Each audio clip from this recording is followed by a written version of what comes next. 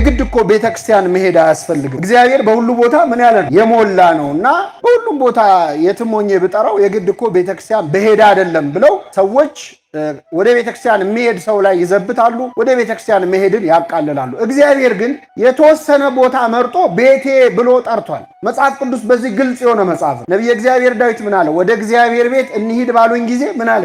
ወደ ማን ቤት አለው ማለት ነው። እግዚአብሔር በሁሉ እኮ የሞላ ነው፣ ምሉ ነው እግዚአብሔር። እሱ የሌለበት የትም የለም። ቅዱስ አውግስጢኖስ ኃጢአት ልትሰራ ብትወድ የት ሄደህ መስራት እንደምትችል እኔ ልንገር ይላል። ኃጢአት ለመስራት ከፈለግ እግዚአብሔር የሌለበት ቦታ ፈልገህ ስራ ይላል። ባጭሩ እግዚአብሔር የሌለበት ቦታ አለ።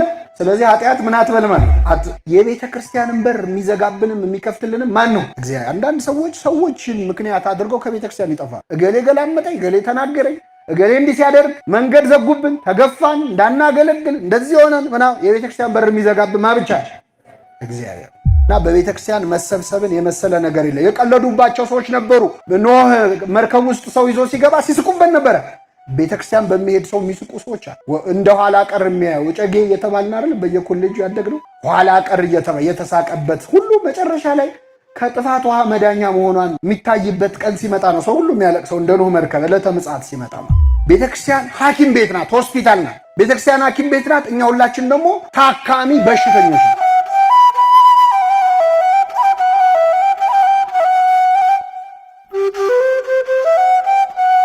በስመ አብ ወወልድ ወመንፈስ ቅዱስ አሐዱ አምላክ አሜን። እናማት በስመ አብ ወወልድ ወመንፈስ ቅዱስ አሐዱ አምላክ አሜን። በስመ አብ ወወልድ ወመንፈስ ቅዱስ አሐዱ አምላክ አሜን። ክቡራን አበው ካህናተ ቤተክርስቲያን፣ መምህራን፣ ምዕመናን፣ ምዕመናት በእግዚአብሔር ሰላምታ እንደምናመሻችሁ አሜን። ምሕረቱን ቸርነቱን አብዝቶ በእድሜያችን ላይ የዛሬዋን ዕለት ይችን ሰዓት ጨምሮ በቸርነቱ ቅዱስ ቃሉን እንድንሰማ ስሙን እየጠራን እንድናመሰግነው በቤቱ የሰበሰበን የአባቶቻችን አምላክ ልዑለ ባሕርይ እግዚአብሔር ስሙ የተመሰገነ ይሁን። እግዚአብሔር አምላካችን በቀሪው ሰዓት ከመካከላችን እንዲሆንልን፣ እንዲያስተምረን፣ እንዲመክረን ቅዱስ ፈቃዱ ይሁንልን። እግዚአብሔር በወደደው ሲያስተምረን የቆየውና ከኔ ቀድሞ እዚህ ቆመው ንጽሐ ጠባይ ያላደፈባቸው ይላል የቤተ ክርስቲያናችን መጽሐፍ። የተፈጥሮ ንጽህናቸው ያልጎደፈ ሕፃናት ሲያስተምሩን ነበር። በእነሱ አድሮ ያስተማረን አምላካችን ስሙ የተመሰገነ ይሁን። በሚኖረን አጭር ጊዜ በሐዋርያት ሥራ ምዕራፍ 11 ከቁጥር 26 ላይ በሚገኝ ኃይለ ቃል ተነስተን እንማራለን። እግዚአብሔር አምላካችን በቸርነቱ እንዲያስተምረን ቅዱስ ፈቃድ ይሁንልን። የትምህርታችን ርዕስ በቤተ ክርስቲያን ተሰበሰቡ የሚል ይሆናል። እስኪ በሉ በቤተ ክርስቲያን ተሰበሰቡ። የሐዋርያት ሥራ ምዕራፍ 11 ከቁጥር 26 ላይ ነው። ይህንን ርዕስ ለዛሬ ትምህርታችን መነሻ ያደረግነው ሁላችሁም እንደምታውቁት በዚህ ሰዓት እየተካሄደ ያለ ስብሰባ አለ አይደለም? በቤተ ክርስቲያን ወይስ የወጣቶች የአፍሪካ ወጣቶች ነው? ሌላ ስብሰባ አለ። ለእኛ ለኦርቶዶክሳውያን በጣም ትልቅ ትርጉም ያለው ስብሰባ አለ። ምንድን ነው? የቅዱስ ሲኖዶስ ምልአተ ጉባኤ ነው። በዓመት 2 ጊዜ በግንቦት ርክበ ካህናትና በጥቅምት የሲኖዶስ ስብሰባ ቤተክርስቲያናችን የምታካሄድበት ወቅት ላይ ነው ያለነውና በዚህ ምክንያት የዛሬ 2000 ዓመት የተደረገ የሲኖዶስ ስብሰባን በተመለከተ የተነገረ ቃል ነው። ሐዋርያት ሥራ ምዕራፍ 11 ከቁጥር 26 ላይ በቤተክርስቲያን ዓመት ሙሉ ወይም 1 ዓመት ሙሉ በቤተክርስቲያን ተሰበሰቡ ብሎ ቅዱስ ሉቃስ ስለመጀመሪያዎቹ የቤተክርስቲያናችን ሊቃነ ጳጳሳት፣ ስለመጀመሪያዎቹ ፓትርያርኮች፣ ስለ አባቶቻችን ሐዋርያት ክርስቶስ ራሱ እጅ በመጫንም እፍ በማለትም ሀብተ ክህነትን በየደረጃው ሰጥቶ በመጨረሻ ለቤተክርስቲያን ጳጳሳት አድርጎ የሾማቸው በገዛ ደሙ የዋጃትን ቤተክርስቲያንን እንዲጠብቁ ሊቃነ ጳጳሳት አድርጎ በመንጋው ላይ የሾማቸው አባቶቻችን ሐዋርያት በሐዋርያት ሥራ ምዕራፍ 11 ላይ ሲኖዶስ አድርገው ተሰብስበው ለቤተክርስቲያንና ለምዕመናን የሚበጅ ውሳኔዎችን ተናግረዋል። ከዚያም ሐዋርያት ሥራ ምዕራፍ 15 ላይም ሌላ ሲኖዶስ እንደዚሁ ተሰብስቦ ቤተክርስቲያን በማህበር በመንፈስ ቅዱስና በሲኖዶስ የምትመራ መሆኗን የሚያሳይ ታሪክ ተጽፏልና በዚህ ተነስተን ስለ ቤተክርስቲያን አንዳንድ ነገሮችን እንማራለን። እግዚአብሔር አምላካችን በቸርነቱ እንዲያስተምረን ቅዱስ ፈቃዱ ይሁንልን። እንግዲህ መጽሐፍ ቅዱስ ቤተክርስቲያን የሚለውን ቃል ሲጠቀም በተለያየ አገባብ ነው። የመጀመሪያው ቤተክርስቲያን ተብለን የምንጠራው እኛ ሁላችን ነን። እኛን ቤተክርስቲያን ብሎ ይጠራናል መጽሐፍ ቅዱስ። ይህን የሚያሳዩ ብዙ ጥቅሶች አሉ። ለምሳሌ ቅዱስ ጳውሎስ በአንጾኪያም ሲያልፍ ለቤተ ክርስቲያን ሰላምታ ከሰጠ በኋላ አለፈ ይላል። ለማን ሰላምታ? ይሄ ማለት ለማህበረ ምዕመናን ማለት ነው። የክርስቲያኖች ህብረት ራሱ አቅሌሲያ ተብሎ የሚጠራው አቅሌሲያ ማለት የተጠሩ ማለት ነው በግሪኩ እና ቤተክርስቲያን ወደ ክርስትና ወደ ቅድስና የተጠሩ የክርስቲያኖች ስብስብ ስለሆነች ለቤተ ክርስቲያን ሰላምታ ከሰጠ በኋላ ቅዱስ ጳውሎስ አልፎ ሄደ ይላል። በሌላ ስፍራ ቀዳሜ ሰማዕት ቅዱስ እስጢፋኖስ በድንጋይ ተወግሮ ሞተ ይልና በቤተ ክርስቲያንም አለቀሱለት ይላል። መላው የቤተ ክርስቲያን አባላት ምዕመናን ተሰብስበው ምን አሉለት? አለቀሱለት ሲል ማህበረ ምዕመናንን ለማለት ነው። ስለዚህ አንዱ የቤተ ክርስቲያን ትርጉም የኛ ህብረት፣ የኛ አንድነት፣ የኛ መለያየት ደግሞ ከቤተ ክርስቲያን ውጪ እንደመሆን ተደርጎ ይቆጠራል። ይሄ መጀመሪያው ነው። ሁለተኛ ቤተ ክርስቲያን ሲል መጽሐፍ ቅዱስ ህንፃውንም ነው። ህንፃ ቤተ ክርስቲያንንም መጽሐፍ ቅዱስ ቤተ ክርስቲያን ብሎ ይጠራል። አንደኛ ጢሞቴዎስ ምዕራፍ 3 ላይ ከቁጥር 15 ቅዱስ ጳውሎስ ለክርስትና ልጁ ለጢሞቴዎስ እንዲህ ሲል ይመክረዋል። አንደኛ ጢሞቴዎስ ምዕራፍ 3 ቁጥር 15 በእግዚአብሔር ማደሪያ ቤት መኖር እንዴት እንደሚገባ ታውቅ ዘንድ ጽፍልሃለሁ ይላል። በማን ማደሪያ ቤት? በእግዚአብሔር ማደሪያ ቤት። የእግዚአብሔር ቤት በሆነችው በእግዚአብሔር ማደሪያ ቤት መኖር እንዴት እንዳለብህ እንድታውቅ ጽፍልሃለሁ ይልና ቤቱም የእውነት አምድና መሰረት የሕያው እግዚአብሔር ቤተክርስቲያን ነው ይላል። በዚህ ስፍራ ቤተክርስቲያን ተብላ የተጠራችው ህንፃ ቤተክርስቲያን ነው። ከማህበረ ምዕመናን ይልቅ ይህ ቃል የሚቀርበው ለቤተክርስቲያን፣ ምክንያቱም በቤተክርስቲያን እንዴት መኖር እንደሚገባህ ነው ያለው አይደል? ስለዚህ ቦታ ነው፣ የሚኖርበት ቤት ነው፣ የሚገባ የሚወጣበት ነው። በዛ ስፍራ ላይ እንዴት አይነት አኗኗር ልትኖር እንደሚገባህ መክረሃለሁ ብሎ ቤቱም የእውነት አምድና መሰረት የሕያው እግዚአብሔር ቤተክርስቲያን ነው ይላል። ሁለተኛ የቤተክርስቲያን ትርጉም ህንፃ ቤተክርስቲያን ነው። ቤተክርስቲያን ሌላ ስሟ ቤተ እግዚአብሔር ወይም የእግዚአብሔር ቤት ትባላለች። ደስ የሚለው እግዚአብሔር በቸርነቱ በእኛ ስም ነው የጠራት። ቤተ ክርስቲያን ማለት ምን ማለት ነው? አቤት የክርስቲያኖች ቤት አይገርማችሁ? የእኛ ቤት ተብላ ተጠርታለች። ለምን ካላችሁ ብዙ ምክንያት አለ። ቤተ ክርስቲያን ብሎ የጠራት ቤታችን እንደሆነች እንዲሰማን ነው። ሰው አሁን ቤተክርስቲያን ለመሄድ ጊዜ የለኝም አለ ማለት ወዴት ለመሄድ ጊዜ የለኝም እያለ ቤቱ አይገባም ማለት ነው። በአጭሩ መንፈሳዊ ጎዳና ተዳዳሪ እንበለው። አንድ ሰው ቤተክርስቲያን የማይመጣ ከሆነ መንፈሳዊ ስደት ላይ ነው ያለው። ቤቱ አይገባም። ቤት ለመግባት ጊዜ አናጣም። ምንም ቢሆን ዞሮ መግቢያችን ቤታችን ነች። እግዚአብሔር ቤቱን ቤተ ክርስቲያን ብሎ የጠራት ለክርስቲያን ሁሉ ቤቱ እንደሆነች እንዲሰማው። ይሄ የትህትናውን መጠን ነው የሚያሳየው። የእግዚአብሔር ቤት ደግሞ ተብሎ ተጠርቷል። ይህን ለምንድን ነው የምናነሳው? አንዳንድ ሰው የግድ እኮ ቤተክርስቲያን መሄድ አያስፈልግም፣ እግዚአብሔር በሁሉ ቦታ ምን ያለ ነው? የሞላ ነው እና በሁሉም ቦታ የትም ሆኜ ብጠራው የግድ እኮ ቤተክርስቲያን በሄዳ አይደለም ብለው ሰዎች ወደ ቤተክርስቲያን የሚሄድ ሰው ላይ ይዘብታሉ፣ ወደ ቤተክርስቲያን መሄድን ያቃልላሉ። እግዚአብሔር ግን የተወሰነ ቦታ መርጦ ቤቴ ብሎ ጠርቷል። መጽሐፍ ቅዱስ በዚህ ግልጽ የሆነ መጽሐፍ ነው። ነቢየ እግዚአብሔር ዳዊት ምን አለ? ወደ እግዚአብሔር ቤት እንሂድ ባሉኝ ጊዜ ምን አለ?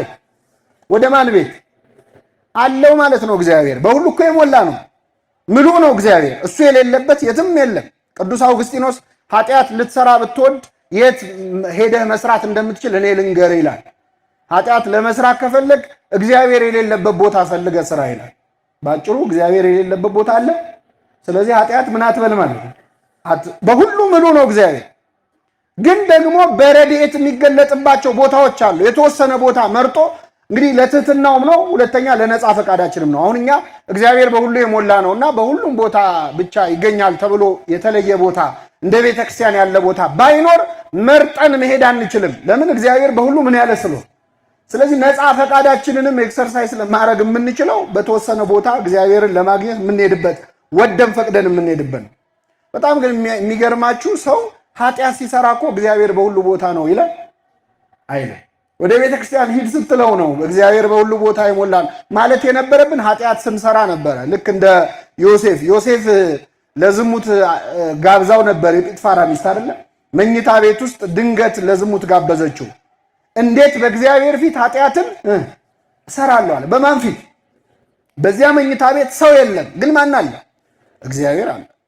መኝታ ቤቱም ቆልፈነው ሊሆን ይችላል፣ ሰው ላይኖር ይችላል፣ ምስክር ላይኖር ይችላል፣ ግን እግዚአብሔር አለ። በሁሉ ቦታ የሞላ ነው። ሰው እንደውም ኃጢአት ሊሰራ ሲል ነው እግዚአብሔር ያየኛል ብሎ ማሰብ ያለበት። ግን እኛ ምንድነው የምናደርገው? ኃጢአት ስንሰራ ያላስታወስነውን አምላክ ወደ ቤተክርስቲያን መሄድ ሲሆን ግን ምሉ ነው በሁሉ ቦታ ማለት በእውነት እጅግ የተሳሳተ ነው። እስቲ እነዚህን ጥቅሶች ተመልከቷቸው። ሁለተኛ ዜና ምዕራፍ 7 ከቁጥር 16 ላይ እግዚአብሔር በአንድ ቦታ ላይ ራሱን እንደሚገልጽ እንዲህ ሲል ተናግሯል። ለሰሎሞን ነው ቃል የገባለት። ሰሎሞን ቤተ መቅደስ ሰራ፣ ተንበርክኮ ጸለየ። ሰማይ ከሰማይ በላይ ያለውም ሰማይ አንተን ሊይዝህ አይችልም፣ እኔ የሰራሁልህ ቤት ምንኛ ያንስህ ይሆን ብሎ መጀመሪያ ይቅርታ ጠየቀ። ምክንያቱም የቱንም ያህል ካቴድራል ቤተክርስቲያን ብንሰራ ለእግዚአብሔር ይመጥነዋል? አይመጥነውም በጣም እና ምን አለ? ሰማይና ከሰማይ በላይ ያለው ሰማይ ሰባቱ ሰማያት አንተን ሊይዙህ አይችሉም፣ እኔ የምሰራልህ ቤት ምንኛ ያንስህ ይሆን? ግን እባክህ በቸርነትህ አቤቱ ወደ ረፍት ተነስ፣ አንተና የመቅደስ ታቦት ወደዚህ ከታቦትህ ጋር ወደዚህ መቅደስ ጌታ ሆይ ግባ ብሎ ተንበርክኮ ለመነ ሰሎሞን። እግዚአብሔር እንዲህ ሲል መለሰ፣ በዚህ ስፍራ ለሚጸለይ ጸሎት ዓይኖቼ ይገለጣሉ አለ። በየት ስፍራ? በዚህ ስፍራ ለሚጸለይ ጸሎት ዓይኖቼ ይገለጣሉ፣ ጆሮቼም ያደምጣሉ። ስሜ ለዘላለም በዚያ ይኖር ዘንድ ይህን ቤት መርጨዋለሁ አለ። ቀድሼዋለሁም፣ ዓይኖቼና ልቤም ዘወትር በዚያ ይሆናሉ አለ። የእግዚአብሔር ዓይኑ የእግዚአብሔር ልቡ በቤተ መቅደሱ ውስጥ እንደሚሆን ራሱ እግዚአብሔር ተናግሯል። ለዚህ ነው አሁን ቤተክርስቲያናችን አሁን ቀረ እንጂ የከተማ አብያተ ክርስቲያናት በጥንቱ ስርዓት መቅደስ ላይ የሰጎን እንቁላል ይደረጋል አይደለ? ጉልላት ላይ ለምንድን ነው የሚደረገው? ሰጎን እንቁላል ከጣለች በኋላ ዓይኗን አትነቅልም ከእንቁላሉ እስኪፈለፈል ድረስ። እግዚአብሔርም ከቤተ ክርስቲያን ዓይኑን አይነቅልም። ዓይኔም ልቤም ዘወትር በዚህ ስፍራ ይሆናል፣ እዚህ ቦታ ላይ መጥተው ለሚጸልዩት ጸሎት ምላሽ እሰጣለሁ ብሎ ቃል ስለገባ ነው የሰጎን እንቁላል የምታደርገው ቤተክርስቲያን። በእኛም በግብፅ ቤተክርስቲያንም ይደረጋል እና በተወሰነ ስፍራ እግዚአብሔር በረድኤት ራሱን ይገልጣል። በሁሉ የሞላ ቢሆንም ግን ደግሞ በቦታ የተወሰነ። አሁን በሳይንስ እንየው ብንል ለምሳሌ እኛ ውሃ እንጠጣለን፣ ግን የምንተነፍሰው አየር ውስጥ ውሃ አለ የለም? ኬሚስትሪ የሆነባችሁ የምንተነፍሰው አየር ውስጥ ውሃ አለ የለም? አለ። እንግዲህ የቤተክርስቲያን ትርጉም አንደኛ ማይበረ ምዕመናን ማለት ነው አለን። ሁለተኛ ህንፃ ቤተክርስቲያን ማለት ነው አለን። ሶስተኛው ዛሬ ይህን ትምህርት እንድንማር ምክንያት የሆነን ቤተክርስቲያን ብሎ መጽሐፍ ቅዱስ ሲጠራ የቤተክርስቲያንን አስተዳደር ነው። ቤተ ክህነቱን፣ ቅዱስ ሲኖዶሱን፣ አበው ሊቃነ ጳጳሳትን መጽሐፍ ቅዱስ ቤተ ክርስቲያን ብሎ ይጠራቸዋል። በዚህ አሁን በማነብላችሁ ጥቅስ ላይ ይህ በግልጽ ይታያል። ወንድምህ ቢበድልህ ይላል መጽሐፍ ቅዱስ። ከማህበራዊ ህይወታችንን እንዴት ጥሩ አድርገን እንድንመራ ይመራናል። ምንድን ነው የሚለው? ወንድምህ ቢበድልህ መጀመሪያ አንተና እሱ ሆናችሁ ቁጭ ብላችሁ ምከረው። አልሰማ ካለህ ሌላ አንድ ሰው ጨምረህ ንገረው። አሁንም አልሰማ ካለህ ለቤተ ክርስቲያን ንገራት ይላል። ለማን ንገራት? ለቤተ ክርስቲያን ንገራት።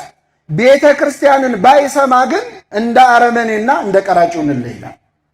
ይህ በጣም ጥሩ ነው። ብዙ ጊዜ እኛ ሰው ሲያስቀይመን መጀመሪያ ቁጭ አድርገን ማናገር ያለብን ማንን ነው? ሰውየውን ነው። እኛ ግን የምናደርገው መጀመሪያ ለአገር እናወራለን። ለአገር አውርተን ኧረ ተው ተው ታረቁ ተው ሲል ነው ገልብጠነዋል። ግን ምንድነው ያለው መጽሐፍ ቅዱስ? መጀመሪያ ለሱ ንገረው፣ ቀጥሎ ሰው ጨምረ ንገረው፣ ሶስተኛ ግን ለቤተ ክርስቲያን ንገራት አለ። ለማን ንገራት? አሁን ቤተ ክርስቲያን ያለው ለማን ነው ነው? ለህንፃው ንገረው ሊለን አይችልም። ህንፃ ቤተ ክርስቲያን አይሰማም አይለማም። ለምእመናን ለማህበረ ምእመናን ንገር አይልም። ምክንያቱም ለህዝብ ማውራት ስለሚሆን አንተና እሱ ብቻችሁን ሆናችሁ ካለ በኋላ ለህዝብ ተናገር አይልም። ስለዚህ ቤተ ክርስቲያን ብሎ የሚጠራው ማንን ነው? ቤተ ክህነቱን ነው፣ አስተዳደሩን ነው፣ አባቶችን ነው። እንግዲህ መንፈስ ቅዱስ እንደውም ጭራሽ አሁን በዚህ ሰሞን የተሰበሰበው ቅዱስ ሲኖዶስ ምን ያህል ስልጣን እንዳለው ቤተ ክርስቲያን የመባል ስልጣን እንዳለው መረዳት አለብን። የሐዋርያት ሥራ ምዕራፍ 15 ቁጥር 28 ላይ ሐዋርያት ተሰበሰቡ ይላል። የመጀመሪያውን ሲኖዶስ አደረጉ። በኢየሩሳሌም ሊቀ ጳጳስ የነበረው የጌታ ወንድም ተብሎ የሚጠራው ቅዱስ ያዕቆብ ነበረ። ሐዋርያት ሁሉ ተሰበሰቡ። በዛ ወቅት ተፈጥሮ በነበረ ክርክር ዙሪያ ሲወያዩ ቆዩ። 1 ዓመት ሙሉ ተነጋገሩበት ይላል። በመጨረሻም ውሳኔ ወሰኑ። ውሳኔው ሲነበብ ምንድነው ያሉት? መጨረሻ ላይ እንዲህ እንዲሆንና እንዲህ እንዳይሆን እኛና መንፈስ ቅዱስ ፈቅደናል አሉ። እስኪ በሉ እኛና ማን የፈቀደው?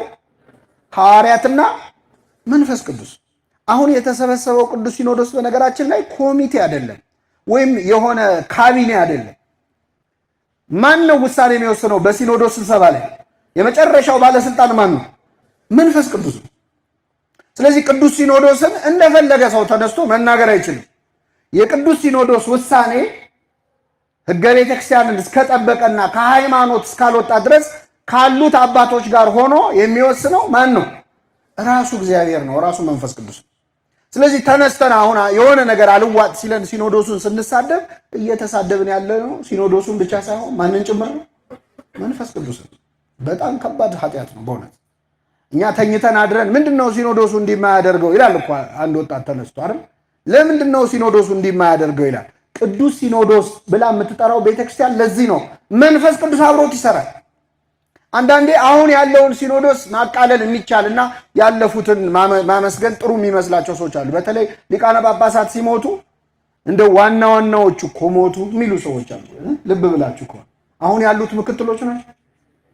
ከሐዋርያት ጋር የነበረ አምላክ አሁን ካሉት አባቶች ጋር አለ የለም?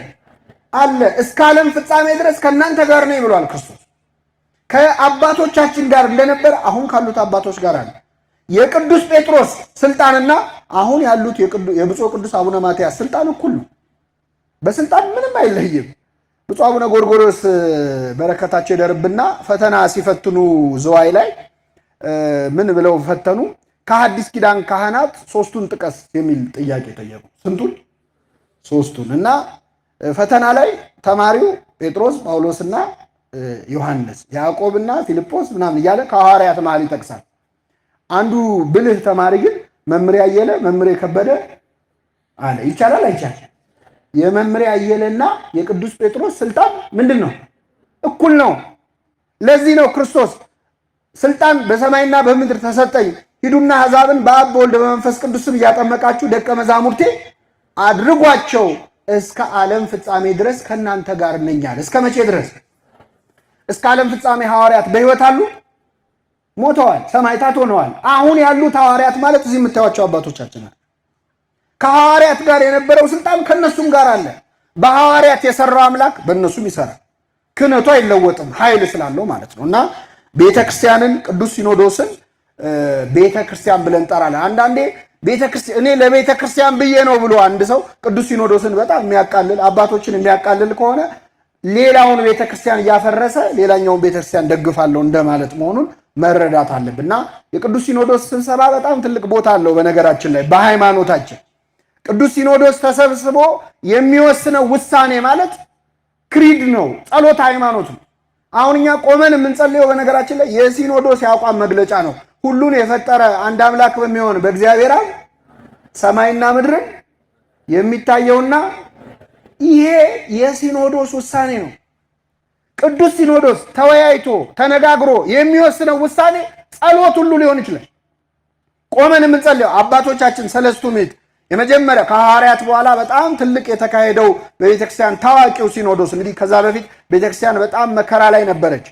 ትልቁ ሲኖዶስ የኒቂያ ጉባኤ ነበር 325 ዓመተ ምህረት የተካሄደ። በዚያ ጉባኤ ላይ ሰለስቱ ምዕት 18 ርቱዓነ ሃይማኖት 318ቱ ሊቃውንት ተሰብስበው ነበር በአርዮስ ክህደት ጉዳይ ለመነጋገርና መፍትሄ ለማበጀት ማለት። በዚያ ጉባኤ ላይ የተወሰነውን ውሳኔ ነው አሁን ዛሬ ጸሎቱ የምናደርገው። በጣም የሚገርማችሁ ምን ያህል እግዚአብሔር እጁ እንዳለበት የምታውቁት የሲኖዶስ ስብሰባ ላይ በዚያ የተገኙት አባቶች 318 ነበሩ። ስንት? እና ምግብ እንግዲህ የእንትኑ ስፖንሰር የጉባኤው ስፖንሰር ልበለው በዚህ ዘመን ቋንቋ ንጉሥ ቆስጠንጢኖስ ነበረ። አባቶች ከያሉበት እንዲሰበሰቡ አድርጎ ማረፊያቸውን አመቻችቶ ምግብ አዘጋጅቶ ጉባኤው ተሰየመ፣ ጸሎት ተደረገ። ረጅም ጸሎት ሱባኤ ተያዘ። ከጸሎቱ በኋላ ስብሰባው ሊጀመር ሲል ቆስጠንጢኖስ ወጣ። ምክንያቱም በቤተ ክርስቲያን ጉዳይ ላይ ነገስታት፣ የመንግስት ባለስልጣናት ሐሳብ የመስጠት መብት አላቸው የላቸው። ሴፓሬሽን ኦፍ ቸርች ኤንድ ስቴት የምንለው በቤተ ክርስቲያንና በመንግስት መሃል በውሳኔ በተለይ ልዩነት መኖር አለበት። የቱንም ያህል ውለታ ቢውሉ የቆስጠንጢኖስን ያህል ሊውሉ አይችሉም መንግስታት። ግን ቤተ ክርስቲያን ከተሰበሰበች በኋላ ቆስጠንጢኖስ ወጣ፣ አስረክቦ ወጣ። በዚያ ጉባኤ ተደረገ። በዚያ ጉባኤ ላይ 318ቱ ሊቃውንት ነበር የተሰበሰቡ። በጣም የሚደንቁ ነገሮች አሉ። እንግዲህ የሲኖዶስ ስብሰባ ምን ያህል ቦታ እንዳለው ብዛታቸው 318 ነበረ። ምግብ ሲቀርብ ይቆጠራሉ። ይቆጠሩና ቆጣሪዎች ሲቆጥሯቸው 319 ይሆናሉ። ስንት ይሆናሉ? ከዛ ምግብ ይቀርብላቸዋል፣ ይበላሉ። ከዛ ተመልሶ ምግቡ ሲሰበሰብ ደግሞ አንድ ምግብ ሳይበላ ይገኛል። ሲቆጥሯቸው ስንት ናቸው ብያቸው። በማግስቱም እንደዚሁ ምግብ ሰዓት ሲደርስ ሲቆጥሯቸው 319 ናቸው። ምግብ ከተበላ በኋላ ሲሰበሰብ አንድ ምግብ ሳይበላ ይገኛል። መጨረሻ ላይ ለካ እየተረፈ ያለው በዚያ ጉባኤ ላይ 319ኛ ሆኖ ማን ይገኝ ነበር? መንፈስ ቅዱስ ራሱ እግዚአብሔር ክርስቶስ ይገኝ ነበር። በዚያ ጉባኤ ላይ የአርዮስን ክደት ለማውገዝ ነው የተሰበሰቡት። ክርስቶስ አርዮስ ከባሕርይ አባቴ ከአብ ከባሕርይ ሕይወቴ ከመንፈስ ቅዱስ ለየኝ ብሎ በተናገረው ቃል መሰረት ስለሆነ የተሰበሰቡት መንፈስ ቅዱስ በዚያ ጉባኤ ላይ ነበረ። በመንፈስ ክርስቶስ ደግሞ በአካል ተገኝቶ አብሮ ይቆጠር ነበር። በእያንዳንዱ የቅዱስ ሲኖዶስ ስብሰባ ላይ መንፈስ ቅዱስ አለ፣ አብ አለ፣ ወልድ አለ። ስለዚህ መንፈስ ቅዱስ የሚገኝበት ጉባኤ ነበር። በዚያ ጉባኤ ላይ በጣም የሚገርማችሁ የተገኙት ቅዱሳን አባቶች፣ ሌላው በጣም አስገራሚው ነገር አብዛኞቹ የአካል ጉዳተኞች ነበሩ። የአካል ጉዳተኛ ለምን ሆኑ? ከዚያ ቀድሞ ቤተክርስቲያን 300 ዓመት ሙሉ ሰማዕትነት ስትቀበል ነበር። ዘመነ ሰማዕታት ነበረ። ቆስጠንጢኖስ እስኪመጣ መከራ ያልደረሰበት ሰው የለም እና አብዛኞቹ አካላቸው የጎደለ ወይ አይናቸው የጠፋው እግራቸው የተቆረጠ ብዙ ቅዱሳን ነበሩ። እንግዲህ ምን አይነት የአካል ጉዳተኞች ቤተክርስቲያን ነበረች የመጀመሪያዊቱ ቤተክርስቲያን። የሆነ ነገር ያልደረሰበት አባት አታገኙ። ከሁሉም ግን በዚያ ጉባኤ ላይ በጣም ብዙዎች የተደነቁበት ቅዱስ ቶማስ ዘመርአስ የሚባል አባት ነበር። ቅዱስ ቶማስ በዘመነ ሰማዕታት እያንዳንዳቸው ጨካኝ ነገስታት እየተነሱ እንግዲህ የተለያየ አይነት የማሰቃየት ነገር ያደርጉ ነበር በክርስቲያኖች ላይ። ቅዱስ ቶማስም ምንድን ነበር የሚያደርጉት? ክርስቶስን ካድ ይሉታል። አልክድ ካለ ዛሬ አንድ ጣቱን ይቆርጡታል። ነገ ሲመጡ ሌላ ጣቱን ይቆርጡታል። ጣቶቹን ሲጨርሱ እጁን ይቆርጡታል። በየቀኑ እየመጡ አንዳንድ አካል ይቆርጡት ነበር እና በመጨረሻ መቁረጥ የሚችሉትን ሁሉ ቆርጠው ከአንገቱ በስተቀር ሌላው በሙሉ እጁ እግሩ ተቆርጦ ሰሌዳው ብቻ ቀረ ማለት እና ወስደው በረሃብ ይሙቱ ብለው ጉድጓድ ውስጥ ጥለውት ነበር። እዚያ ጉድጓድ ውስጥ ሆኖ አንዲት ሴት እየመጣች ማታ እና ጧት እየመጣች ምግብ ትጥልለታለች። ያንን እየበላ ዘመነ ሰማዕታት እስኪያበቃ ድረስ ቆየ። በመጨረሻ ዘመኑ ካለፈ በኋላ እንግዲህ ከዛ አወጡት። ይሄ አባት 318ቱ ሊቃውንት ሲሰበሰቡ አብሮ የተሰበሰበ አንድ አባት እሱ ነበር እና ሲመጣ በዘንቢል ነበር የያዙት መንቀሳቀስ ስለማይችል እና ወደዚያ ጉባኤ ሲገባ አባቶች ሁሉ እየሄዱ ቁስሉን ይሳለሙ ነበር። ምክንያቱም የዚህ አባት ቁስል የእሱ ቁስል ሳይሆን የቤተክርስቲያን ቁስል ነው። እሱ የቆሰለው ስለ አንዲቷ ቤተክርስቲያን ስለ አንዲቷ ሃይማኖት ነበር። በረከቱን ያሳድርብን። በጣም ብዙ ቅዱሳን የተገኙበት ብዙ በረከት እና የሲኖዶስ ውሳኔ የሲኖዶስ ስብሰባ ማለት አሁን እኛ ዛሬ ከሊቃነ ጳጳሳቱ ጋር ተናንቀን ብዙ ክፉ ደግ እንናገራለን እንጂ እነሱ ተሰብስበው ወስነው ያወጡት መግለጫ ማለት ቆመ የምትጸልየው ጸሎት ሃይማኖት። በዚህ ደረጃ ነው ቅዱስ ሲኖዶስ በጣም ስልጣን ያለው። ይህንን በልቡናችን ይሳልብን። አንድ ሁለት ሶስት ነገሮች ስለ ቤተክርስቲያን ልናገርና ሰዓታችንን ለመቆጠብ የዛሬ ትምህርታችንን እናበቃለን። የቤተክርስቲያን ጸባይ በጣም ብዙ ነው። እንግዲህ ነገረ ቤተክርስቲያን ኤክሊዚዮሎጂ በነገረ መለኮት ትምህርት ቤት ራሱን የቻለ ፊልድ ኦፍ ስተዲ ነው። እስከ ፒኤችዲ ድረስ ብቻውን የሚጠና ነው። የቤተክርስቲያን ጠባያት የቤተክርስቲያን ከጥንት ከብሉይ እስከ ሐዲስ ድረስ ቤተክርስቲያን ምሳሌ ያላት ቤተክርስቲያን ልክ እንደ እመቤታችን ምሳሌ እንዳላት ክርስቶስ ምሳሌ እንዳለው በጣም ረጅም ትምህርት ነው። ስለ ቤተክርስቲያን ብቻ እንማር ብንል እውነት ለመናገር አንድ 10 ሳምንት መማር እንችላለን በተከታታይ። ቤተክርስቲያን በብሉይ ኪዳን ብቻ ካልን የእሷ ምሳሌ የሆኑ በጣም ብዙ አሉ። የራሱን የቻለ ሰፊ ትምህርት ነው። የቤተክርስቲያን ጠባያት ደግሞ አትሪቢዩትስ ኦፍ ዘ ቸርች፣ ካራክተሪስቲክስ ኦፍ ዘ ቸርች ተብሎ ደግሞ ለየብቻ የቤተክርስቲያን ጠባይ በእያንዳንዱ ትምህርት ሊሰጥ ይችላል። እኔ ለዚህ ላለነው ዘመን እንደው አንድ ሁለት ቁም ነገሮች ልንገራቸው። የመጀመሪያው ቤተክርስቲያን የብዙሃን እናት ናት። እስኪ በሉ የምን እናት? የብዙዎች እናት ናት ቤተክርስቲያን። እመብዙሃን ትባላለች። እመቤታችንን ነው አይደል የለመድነው? ማርያም እመብዙሃን። እመቤታችንና ቤተክርስቲያን በጣም ይመሳሰላሉ። በብዙ ነገር ነው ጎን ለጎን ናቸው።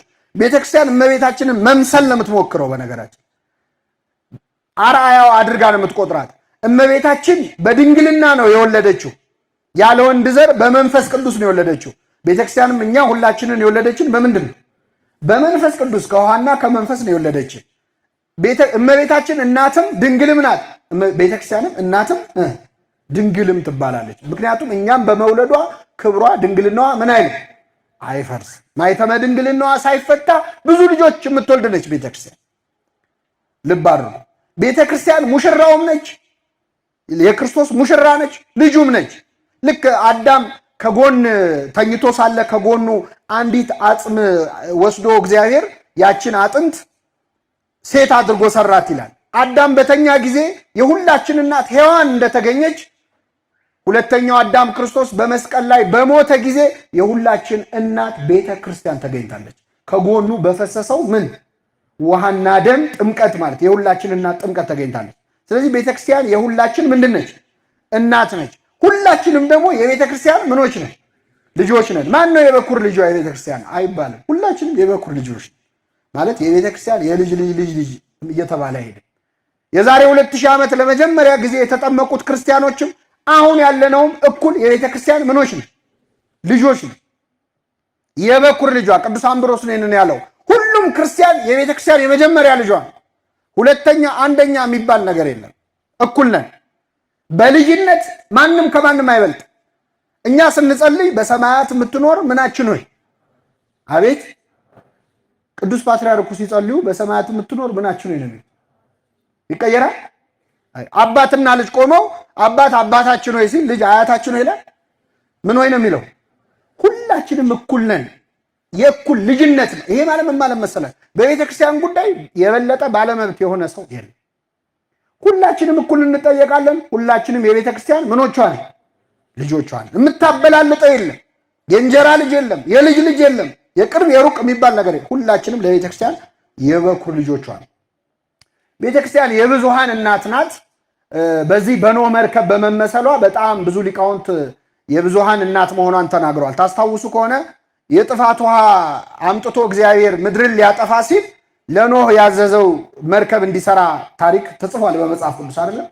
በዚያ መርከብ ውስጥ ኖህ ምድር ላይ ያሉ እንስሳትን ሁሉ ወደ መርከቡ እንዲያስገባ ታዘዘ። ሁለት ሁለት እያደረገ ወንድና ሴት እያደረገ እንስሳት ሁሉ ወደ ኖህ መርከብ ገቡ። ሰው ሁሉ እንዲገባ ነበር የተፈለገው፣ ግን ሰዎች ኖህ ላይ ያላገጡበት፣ ዘበቱበት። አንደኛ ከዚያ በፊት ዝናብም ዘንቦ አያውቅም። ምድር ውስጡን ትርሳለች እንጂ አይዘንብም ነበር። ስለዚህ የኖህን ስብከት ማንም አልሰማውም፣ ቀለዱበት እና ኖህ ቤተሰቦቹን ይዞ 8 ሰዎች ይዞ ምድር ላይ ያሉትን እንስሳት በሙሉ ወደዚያች መርከብ አስገባ። ካስገባ በኋላ የመርከቡን በር እግዚአብሔር ከውጭ ዘጋው ይላል። ከውጭ ዘጋው። ተዘጋ። ለ7 ቀን ዝናብ አልዘነበም። 7 ቀን ሙሉ ዝም ብለው ቆዩ መርከብ ውስጥ ገብተው እና ውጭ ያሉ ሰዎች በጣም ቀለዱበት። ያው ምንም አልተፈጠረም። መርከብ ዘግቶ ከገባ ስንት ቀን ሆነው? 7 ቀን ሆነው። እግዚአብሔር ግን ምን እያለ ነበረ? 7 እስመ ውልቆ ሳበብ በኀበ ዕብራውያን ፍጹም ውእቱ። 7 ቁጥር ፍጹም ቁጥር ነው። ስለዚህ ፍጹም ታግሻቸዋለሁ እያለ ነው እግዚአብሔር። ግን አላመኑም። መጨረሻ በ7ኛው ቀን ከሰማይ ዝናብ ከምድር ፍል ውሃ የፈላ ውሃ ወጣ። ምድር ጠፋች። እነዚያ 8 ሰዎችና በዚያ መርከብ ውስጥ የነበሩ እንስሳት ከጥፋት ውሃ ዳኑ ይላል ታሪክ። ይህች መርከብ ብዙ ምሳሌ ያላት፣ አንዷ ግን ቤተክርስቲያን ነች። የኖህ መርከብ የምትባለው ቅድስት ቤተክርስቲያን ነች። በኖህ መርከብ ውስጥ በጣም ብዙ አይነት እንስሳት ነበሩ። በቤተክርስቲያን ውስጥ በጣም ብዙ አይነት ሰው አለ። ብዙ አይነት ሰው በኖህ መርከብ ውስጥ ንጹህ የሆኑ እንስሳት አሉ። የሚበሉ እንስሳት አሉ። እንደ በግ ያለ፣ እንደ ፍየል ያለ እንዲበሉ የተፈቀደ እንስሳት አሉ። የማይበሉ ደግሞ የረከሱ እንስሳትንም አስገባ ብሎታል እግዚአብሔር። ይሄ ማለት ምን ማለት ነው? በቤተ ክርስቲያን ንጹሃን ጻድቃን ቅዱሳን አሉ። በተቃራኒው ደግሞ ኃጢአተኞች በቤተ ክርስቲያን ውስጥ አሉ የሉ? ከኔ ጋር ናችሁ? ኃጢአተኞች ይገባሉ አይገቡ? ቅዱሳን እየተመረጠ ይግቡ አልተባለም ወደ ቤተ ክርስቲያን። ኃጥኡም ጻድቁም ይገባል ወደ ቤተ ክርስቲያን። የሚበላውም የማይበላውም እንደሚገባ ማለት። በኖህ መርከብ ውስጥ በግ ነበረ። ቅን ሰዎች በቤተ ክርስቲያን ውስጥ አሉ። በኖህ መርከብ ውስጥ ርግብ ነበረች። የዋህ ሰዎች ቤተ ክርስቲያን ውስጥ አሉ። በኖህ መርከብ ውስጥ ጅብ ነበር አልነበረ? በቤተ ክርስቲያን ሆዳም ሰው የለም አለ። እገሌ እንዳትሉ አደራችሁ፣ ራሳችሁን አስቡ። ጅብ ያለው እገሌ ነው እንዳትሉ። የተለያየ አመል ያላቸው ሁሉ እንስሳት ገብተዋል። ይሄ ማለት ኃጥኡንም ጻድቁንም የሚሰበስብ አምላክ ነው። ሁላችንም በቸርነቱ ይሰብስበን። የተለያየ አመል ስላለው ሰው ይውጣ አይባልም።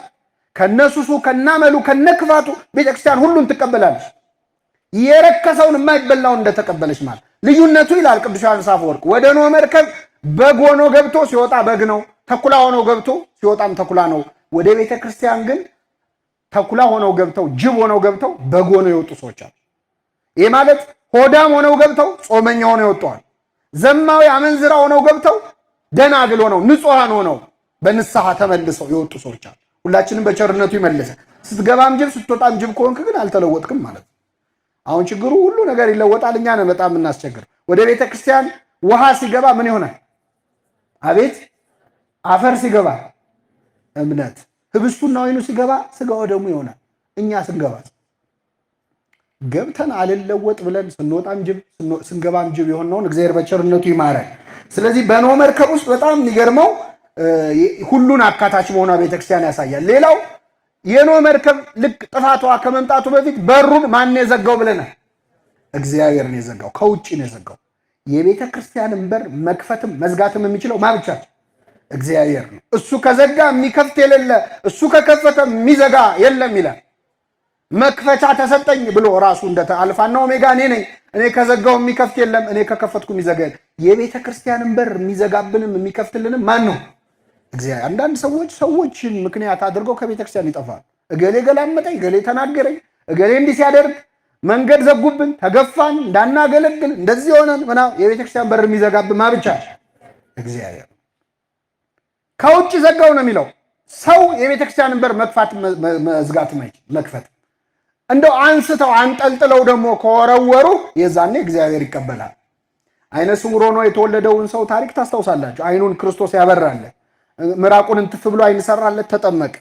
መጨረሻ አይሁድ ያዳነ ሰው ኃጢአተኛ ነው ሲሉት እሱም አልሰነፈም። በደንብ ተከራከራቸው። ማሳመን ሲያቀታቸው አንስተው ወደ ውጭ ገፍትረው አስወጡት ይላል። ወደ ውጭ አስወጡት ይልና ኢየሱስም ተቀበለው ይላል። ማን ተቀበለው? ኢየሱስ ክርስቶስ። ከቤተ ክርስቲያን ተገፍትረ ፊዚካሊ ሊትራሊ ማለት ነው እንደዚህ ተገፍትረ ስትጣል ያኔ ይቀበላል። ከዛ ውጭ ግን እንዲያረጉኝ እንዲተናገሩኝ ብለህ ብትጠፋ አይቆጥርልህም። እና በዚያ መርከብ በሩን የዘጋው እግዚአብሔር ነበረ። ሌላው በጣም የሚደንቀው በኖህ መርከብ የዳነው አንድ ቤተሰብ ነበረ። ስንት ቤተሰብ? በቤተ ክርስቲያንም የሚድነው አንድ ቤተሰብ ብቻ። የማ ቤተሰብ ካላችሁ ሁላችን ስንት ቤተሰብ ነን? እናታችን ማናት? ቤተ ክርስቲያን ነች፣ እመቤታችን ነች። አንድ ሃይማኖት፣ አንዲት ጥምቀት ነው የኛ መገለጫችን። ስለዚህ በቤተ ክርስቲያን አንድ ቤተሰብ ነው የሚድነው። ሁላችን አንድ ቤተሰቦች ነን። በኖህ መርከብ ውስጥ ከጥፋቷ የዳነው 8 ሰው ነው። ውጪ ጀልባ ተጠቅመው ወይ በሌላ መርከብ የዳኑ ሰዎች አሉ?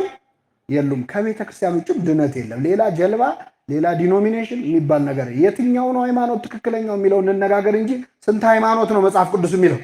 አንድ ጌታ፣ አንድ ሃይማኖት፣ አንዲት ሌላ ጀልባ የለም። አንዳንድ ሰው እግዚአብሔርን ይቀበላል፣ ቤተክርስቲያን አይቀበልም። ያለ ቤተክርስቲያን ድህነት የለም። ይሄ ቸርችለስ ክርስቲያኒቲ ይባላል። ክርስትናውን ይወደዋል፣ ቤተክርስቲያንን አይወዳት። ቤተክርስቲያን አልባ ክርስትና የለም። ቸርችለስ ክርስቲያኒቲ ደግሞ የዚህ ተቃራኒ ደግሞ አለ። ክርስቶስ የሌለበት ቤተክርስቲያንም አይሆንም። ሁለቱም ልክ አይደሉም። እና በኖህ መርከብ ከጥፋት ውሃ እንደዳነው ሁላችን የምንድንባት መርከብ ቅድስት ቤተክርስቲያን ናት። ሁላችንን በቤተክርስቲያን የሰበሰበን አምላክ የምንድንባት ያድርገን። መርከብ ውስጥም ሆኖ መጥፋት ደግሞ እንዳይመጣ። አሁን የኛ ለየት ያለ እኮ ነው። እነሱስ ከጥፋት ውሃ ነው፣ የኛ እኮ የዘላለም ነው። ከወጡ በኋላ አዲስ ምድር ይመጣል ብለው ነው። እኛ የምንጠብቀው ግን መንግስተ ሰማያትን ነው። ይሄኛውን ካጣጣ ነው መመለሻ የለም። እና በቤተክርስቲያን መሰብሰብን የመሰለ ነገር የለ። የቀለዱባቸው ሰዎች ነበሩ። ኖህ መርከብ ውስጥ ሰው ይዞ ሲገባ ሲስቁበት ነበረ። ቤተክርስቲያን በሚሄድ ሰው የሚስቁ ሰዎች አሉ። እንደኋላ ቀር የሚያየው ጨጌ እየተባልን አይደል በየኮሌጁ ያደግነው። ኋላ ቀር የተሳቀበት ሁሉ መጨረሻ ላይ ከጥፋት ውሃ መዳኛ መሆኗን የሚታይበት ቀን ሲመጣ ነው ሰው ሁሉ የሚያለቅሰው፣ እንደ ኖህ መርከብ ዕለተ ምጽአት ሲመጣ ማለት። ስለዚህ ሁላችን እግዚአብሔር በቸርነቱ ይሰብስበን።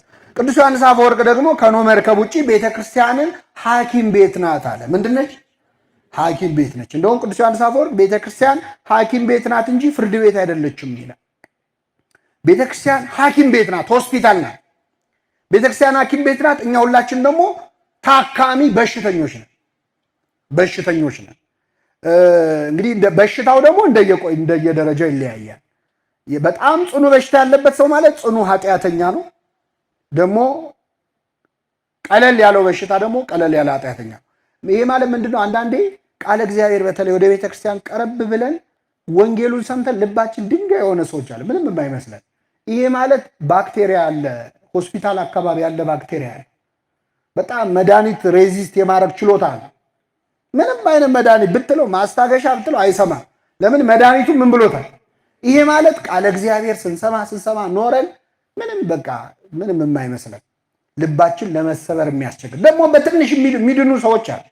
ግን ሁላችንም በእግዚአብሔር ፊት በሽተኞች ነን። ቅዱስ ጎርጎርዮስ ዘንዚናዙ ደግሞ እኔ ከሐኪም ስራ የካህን ስራ በጣም የከፋ ነው ይላል። በጣም አስቸጋሪ ነው።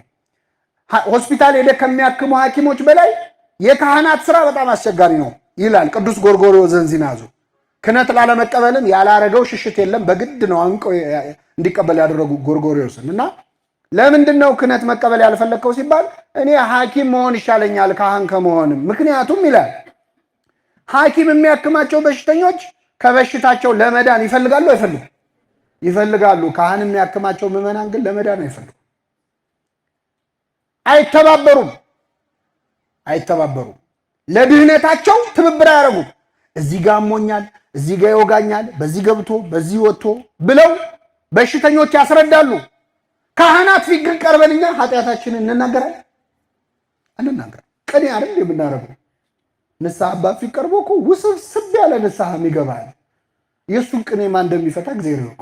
አንዳንድ ሰው ብልጣብልጥም ለመሆን በቃ አባ ባጭሩ እኔ ኃጢአት የተባለውን በሙሉ ምን ብያለሁ ሰርቻለሁ። ያው ያውቁት የለ አባይ ነው ሆስፒታል ሄደ ባጭሩ እኔ በሽታ የተባለውን በሙሉ ታምሜያለሁ ትላለህ ይባላል። ይሸቀሽቀኛል፣ ይወጋኛል አይደል? ምንድን ነው በሽታውን የደበቀ ምን የለውም። ኃጢአቱን የሚሰውር ደግሞ አይለማም። የሚናዘዛትና የሚተዋት ግን ምሕረትን ያገኛል።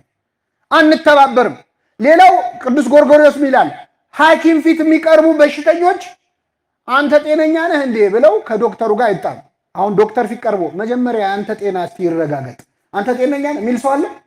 ካህናት ግን እንላለን። መጀመሪያ እሳቸው ማን ናቸው? ምን ቄስ አለ ዛሬ እንላለን እኮ። የኃጢአተኛ ትዕቢተኛ መፈወስ የሚፈልግ ሰው ትትና ያለው። ስለዚህ ካህናት ይላል ቅዱስ ዮሐንስ አፈወርቅ ደግሞ ይቀበለውና ስለዚህ ካህናት ራሳቸውን ከሐኪም በላይ ማድረግ አለባቸው። ቢቻል የሐኪም ያህል አለዚያ ከሐኪም በላይ ማድረግ አለባቸው። ሐኪም ቁስል ሲያክም በጣም የሚያቃጥል መድኃኒት ሊቀባ ይችላል አይደል? ካህናት ሊገስጹን ይችላል።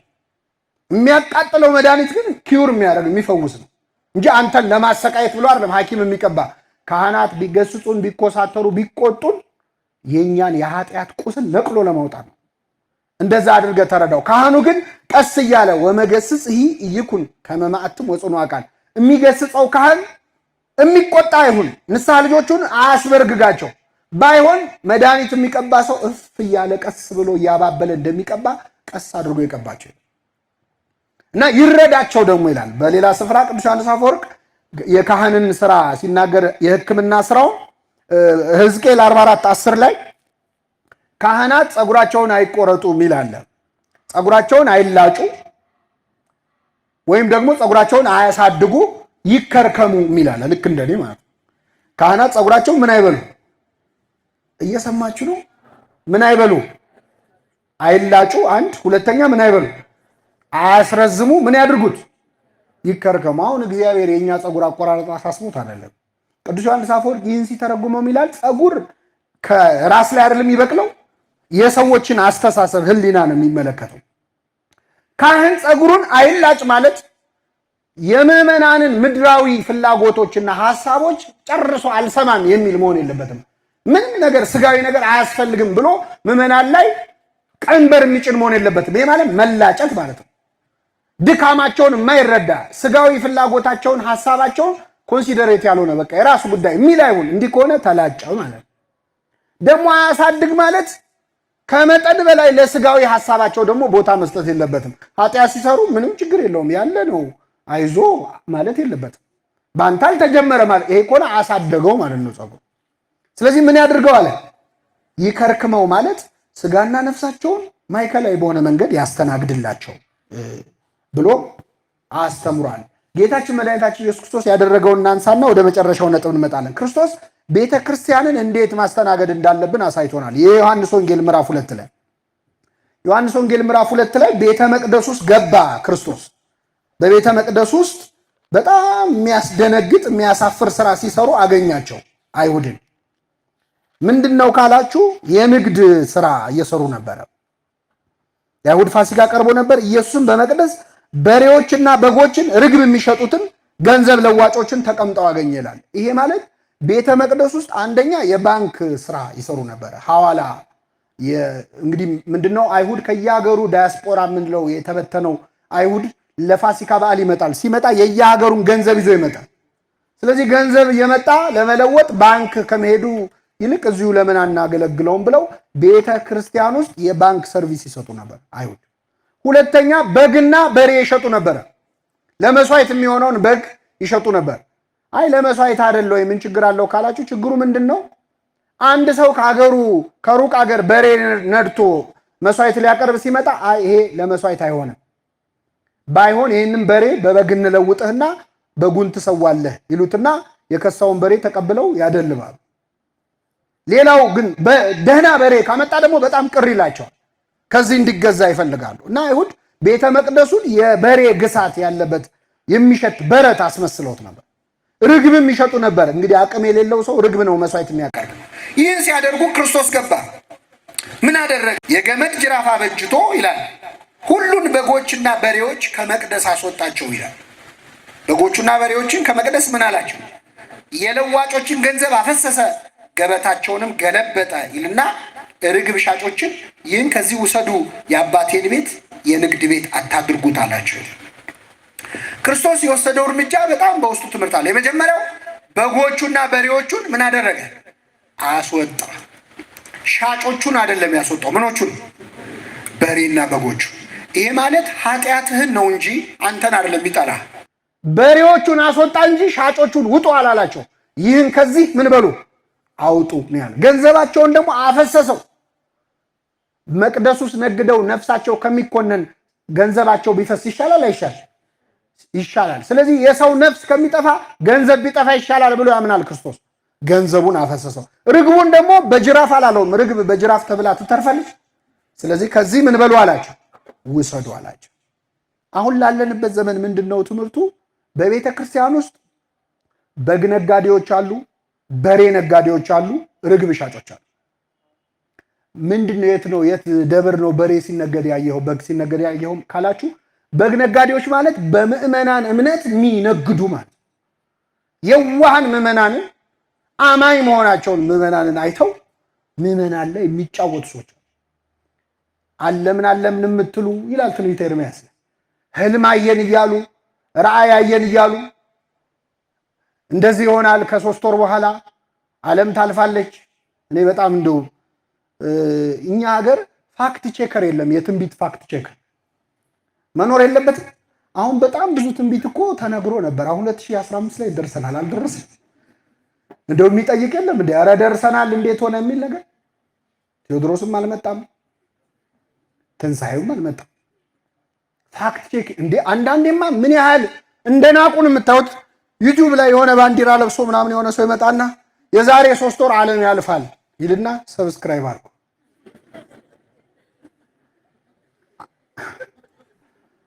ዓለም ካለፈ ለምንድን ነው ሰብስክራይብ ምናምን? ማለት በዛኛው ዓለም ልናየው ነው እንዴ? ይሄ እኮ ንቀት እኮ ነው። ግን አሁን እኛ እየሳቅን ነው የምንሰማው። በእንደዚህ አይነት የሐሰት ትንቢቶች ምክንያት ስንት ህይወታቸው የተበላሸ ሰዎች አሉ። ስንት ሰዎች ሊወልዱ የቀረቡ ሰዎች ከዚህ በኋላ እንዴት ብዬ ነው የምወልደው በእንደዚህ አይነት ክፉ ዘመን ብለው የተጨነቁ ሰዎች አሉ። የሚያውኳችሁ ይቆረጡ ይላል ቅዱስ ጳውሎስ። የሚያውኩ ሰዎች አሉ። የሰው ህሊና ተማሪው ትምህርት የተዋለ በቃ ከዚህ በኋላ ዓለም የምታልፍ ከሆነ ብለው ሌላ ትንሣኤ ሌላ ንጉሥ ጠብቀው ደግሞ ሌላ ታሪክ ውስጥ የገቡ ሰዎች አሉ። በግ የሚሸጡ ማለት እነዚህ ናቸው። በምዕመናን ንጹህ እምነት የሚቀልዱ ማለት። በሬ የሚሸጡ ደግሞ ማለት በሰባኪያን የሚነግዱ በቤተክርስቲያን መምህራንን የሚያሻሽጡ ማለት። ምን አገናኘው ካላችሁ ራሱ ቅዱስ ጳውሎስ ነው ያገናኘው። የሚያበራየውን በሬ በሉ እስኪ አፉን አትሰረው። ቅዱስ ጳውሎስ ለቆሮንቶስ ምዕመናን ምን አለ? እኔ ሰባኪ ነኝ፣ መምህራችሁ ነኝ። እኔ ወንጌል እየሰበኩላችሁ እናንተ ለእኔ የሚያስፈልገውን የምበላውን፣ የምጠጣውን፣ የምለብሰውን ብታሟሉ ምንድን ነው ችግሩ? የሚያበራየውን በሬ አፉን ምን አትበለው አትሰረው ይሌለ ወይ ብሎ ተናገረ። በዚህ ታሪክ ላይ በበሬ የተመሰሉት እነማን ናቸው? መምህራን ናቸው። በሬ መሸጥ ማለት ደግሞ መምህራንን በመጠቀም መነገድ ማለት። ሶስተኛ ርግብ የሚሸጡ ናቸው። ርግብ የሚሸጡ ደግሞ በርግብ አምሳል የወረደውን የመንፈስ ቅዱስን ጸጋ የሚሸጡ ሰዎች ናቸው። ጥምቀቱን በገንዘብ ንስሐውን በገንዘብ ክህነቱን በገንዘብ ከይሁዳ አይሻሉም እነዚህ ሰዎች። ይሁዳ ከሶስቱ አካል አንዱን ወልድን በገንዘብ ሸጠው፣ እነዚህ ሰዎች ደግሞ ከሶስቱ አካል አንዱን መንፈስ ቅዱስን ይሸጣሉ። ሲሞን መሰሪ የሚባለው ሽጡልኝ ብሎ ሲጠይቅ ቅዱስ ጳውሎስ መንፈስ ቅዱስን ትሸጥ ዘንድ በገንዘብ ይሸጥልህ ዘንድ ሰይጣን እንዴት በልብ ገባ ያለው ማለት እና ክርስቶስ እንደ ጥሩ ሐኪም የሚወጣውን አስወጣ። ይህን ግን አስወጡ አላቸው። ጸቡ ከኃጢአተኞች እንጂ ከኃጢአተኞች ጋር አልነበረም። ሁለት ነገር ልንገራችሁና አበቃለሁ። ደከማችሁ? እንግዲህ ስለ ቤተክርስቲያን ካነሳን አይቀር ቤተክርስቲያንን ማክበር፣ ቤተክርስቲያንን መስማት የመጨረሻው ነጥብ ነው የዛሬ ትምህርታችን። ሁልጊዜም ቤተክርስቲያንን መስማት። ይሄን በሉ እስኪ፣ ሁልጊዜ ማንም መስማት፣ የቤተክርስቲያን አስተዳደርን፣ የቤተክርስቲያን ቅዱስ ሲኖዶስን መስማት መተኪያ የሌለው። ከማንም በላይ መስማት ያለብን ቤተክርስቲያን የምትለው። እንደዛ ቢሆን በጣም ብዙ ችግሮች ይፈታሉ። እንደዚያ ቢሆን በጣም ብዙ ወንበዴዎችም አይጫወቱብን። ሁሌ ቤተክርስቲያን የምትለውን ብቻ መስማት። በጎን የተነገረ እዚህ ይላችኋል። የዛሬ 2-3 ዓመት የኢትዮጵያ ሕዝብ ሁሉ ዝንጅብል ራቱን የበላው ይላችኋል አይላችሁ? ኮቪድ እናጠፋለን ብለን ነጭ ሽንኩርት በዝንጅብል አልበላችሁ? ንስሐ ግቡ ሲባል እኮ አይሰማም። ለዝንጅብል ግን ታዟል። ሁሌ መስማት ያለብን ማንን ነው? ይሄስ ችግር የለውም። ዝንጅብልም ገብቶ የሆነ 1-2 ጥሩ ነገር ይሰራል።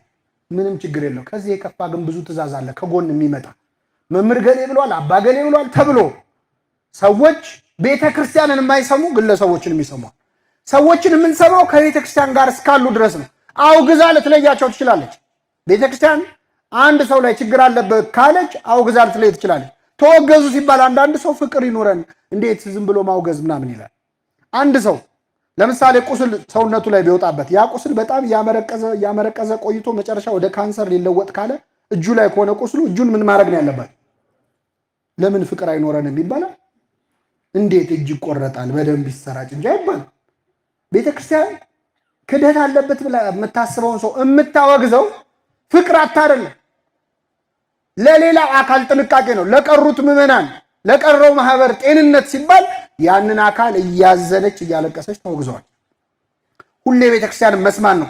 የፈለገ ብንወደው ቤተክርስቲያን ካልወደደችው ማንንም መስማት የለብን። ቅዱስ ጳውሎስ እኛ ከሰበክንላችሁ ወንጌል የተለየ ወንጌል ማንም ቢሰብክ ይላል የሰማይ መልአክም ቢሆን የተወገዘ ይሁን ይላል። ማን ቢሆን? መልአክ እንኳን ቢሆን ማለት የመልአክ ያህል ንጹህ ቢሆን ቤተክርስቲያን ካወገዘችው ማንንም መስማት የለብንም። መጨረሻው ነገር በማያምኑ ፊት ቤተክርስቲያንን አለማስነቀፍ ነው። 2 ጥቅሶች ይህንን ይናገራሉ። አንደኛው በምግባራችን ነው። መቼስ ኢትዮ ኦርቶዶክሳዊት ቤተክርስቲያን የምትነቀፈው እንከን ኖሮባት አይደለም። በማን ምግባር? በእኛ ምግባር። አንድ ቦታ አገሩን ልቶ አንድ ሰው ይሞታልና ይሞትና አስከሬኑ ሊቀበር ሲል የት ይቀበር የሚለውን ለመለየት አንገቱ ላይ ቢፈለግ ማተብ የለም እና ሃይማኖቱ ምንድነው የሚለውን ሲያጣሩ መጨረሻ አንድ ሰው በልብ በመተማመን ኦርቶዶክስ ነው። ለምን ሲባል ይሄ ሰውዬ ወድቆ የተገኘው ሰክሮ ነው። ስለዚህ ያው ኦርቶዶክስ ነው አለ። የኢትዮጵያ ቤተክርስቲያን ኦርቶዶክስ ቤተክርስቲያን ስከሩ ትላለች እንዴ? አትልም።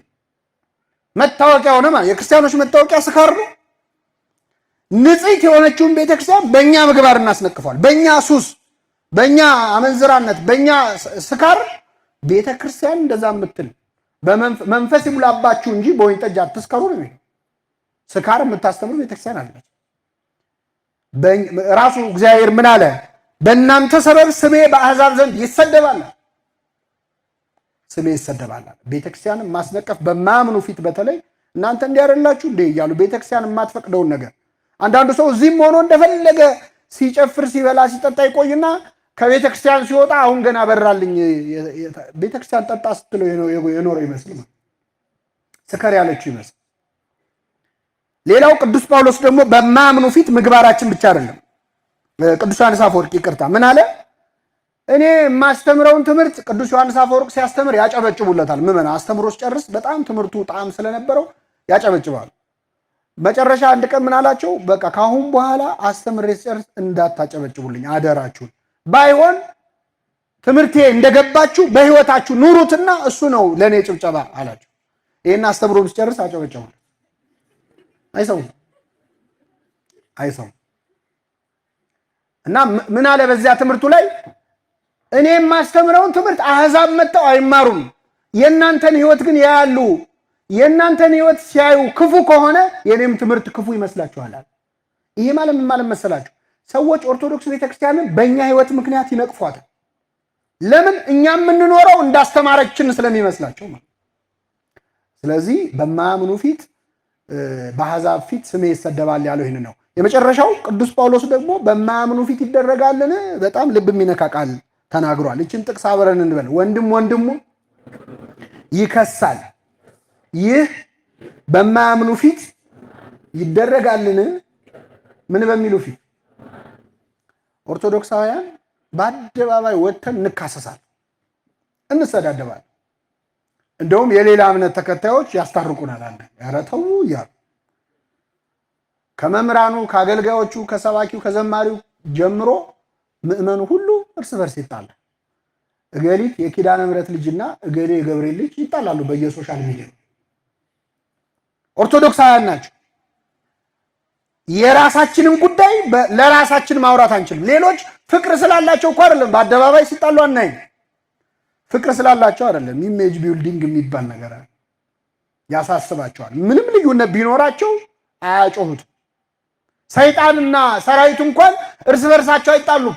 ለዓላማቸው ሲሉ ለማሳታቸው ሲሉ ራሱ ክርስቶስ እንደተናገረ እርስ በርሷ የምትለያይ መንግስት ምን አትልም አትጸናም እንዳለ አጋንንት እንኳን ለክፉ ዓላማቸው ይስማማሉ። እኛ ክርስቲያኖች ሆነን ከአጋንንት እናንሳለን። በአደባባይ መሰዳደብ፣ በአደባባይ መተቻቸት ቤተክርስቲያንን በጣም ያዋርዳል። አንዱ ከሌላው በላይ ተቆርቋሪ፣ አንዱ ከሌላው በላይ አሳቢ ሆኖ የመታየት ውድድር ማለት ነው። ገበያው ለምን ተረበሸ ቢሉ እኔ በልጥ ይባል እና እንዲህ ያለው ነገር የቤተክርስቲያንን ክብር በአደባባይ መጣል ነው። ሐዋርያቱ እንዳስተማሩን ይቆየን። የሰማነውን በልቡናችን ያሳድርብን። እግዚአብሔር ቢፈቅድ ሳምንት ተከታታይ ትምህርት እንጀምራለን። ይቆየን።